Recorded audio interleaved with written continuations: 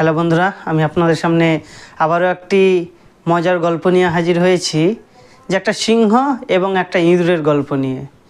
একদিন একটা সিংহ একটা গুহায় ঘুমাচ্ছিলেন এবং ঘুমাতে ঘুমাতে একটা ইঁদুর সেই গুহার মধ্যে প্রবেশ করতেই সিংহের নাকের মধ্যে প্রবেশ করে এবং সিংহের নাকের মধ্যে প্রবেশ করতে সিংহের ঘুম ভেঙে যায় এবং সিংহ গর্জে ওঠে, চিৎকার করে ওঠে এবং সিংহ তাকে থাবা দিয়ে তাকে ধরে নেয়, ইঁদুরটাকে, এবং ধরার পরেই তাকে বলা হয় যে আমি তোমাকে এবার খাবো।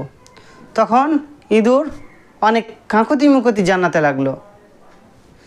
ইঁদুর বলল যে আমাকে ছেড়ে দাও, হয়তো আমি তোমার কোনো দিন উপকারে আসব।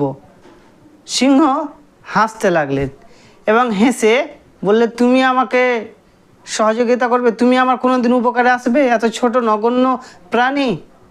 তারপরও সিংহ তাকে